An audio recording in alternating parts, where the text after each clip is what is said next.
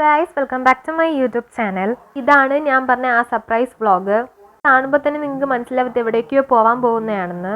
എൻ്റെ സങ്കടം അറിഞ്ഞ് എൻ്റെ കൂടെ വെച്ച് പിടിച്ചിരിക്കുകയാണ് എൻ്റെ വീട്ടുകാരും. ഇറങ്ങിയതിൻ്റെ ബാക്കിൽ നിന്ന് കുറച്ച് കഴിഞ്ഞ് അവരും ഇറങ്ങിയിട്ടുണ്ടായിരുന്നു. ഇനി കയറി ആ ടൈം തൊട്ട് തന്നെ എനിക്ക് എന്തോ ഒരു സങ്കടം കാരണം ഇപ്പോഴും വിളിക്കുന്നുണ്ടായിരുന്നു. ആ സങ്കടം കണ്ടിട്ടാണ് എൻ്റെ വാപ്പ ഇങ്ങനെയൊക്കെ ഇറങ്ങി തിരിച്ചത്. എല്ലാ നേരത്തും എന്നെ കാണാൻ വേണ്ടി അങ്ങറ്റം വരെ വന്നു. എല്ലാവരും വിചാരിക്കും ഒരു 3 ദിവസത്തേക്കല്ലേ എന്ന് വിചാരിക്കും. എനിക്കെൻ്റെ വാപ്പായെയും വാപ്പാക്ക് എന്നെയും കാണാതിരിക്കാൻ പറ്റില്ലായിരുന്നു. അങ്ങനെയാണല്ലോ, ഗേൾസിൻ്റെ ഹീറോ അവരെ ഫാദർ തന്നെ ആയിരിക്കുമല്ലോ. അതുപോലെ തന്നെ എനിക്കും എൻ്റെ വാപ്പായി എന്ന് പറയുമ്പോൾ ഭയങ്കര ഒരു ബോണ്ടാണ്. വാപ്പായെക്കുറിച്ച് പറയാനാണെങ്കിൽ ഒരുപാടുണ്ട്. ഇത് ഈ ചെറിയ വ്ളോഗിൽ നിൽക്കില്ല.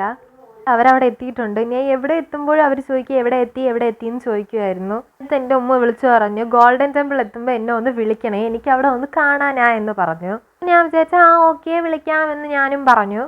ഞാൻ എവിടെ എത്തിയപ്പോൾ വീഡിയോ കോൾ ചെയ്തപ്പോഴാണ് മൊമെൻറ്റ് സംഭവിക്കുന്നത്. മൊമെൻ്റ് എന്ന് പറയുമ്പോൾ എൻ്റെ ലൈഫിലെ ഏറ്റവും വണ്ടർഫുൾ മൊമെൻ്റ് ആണ്.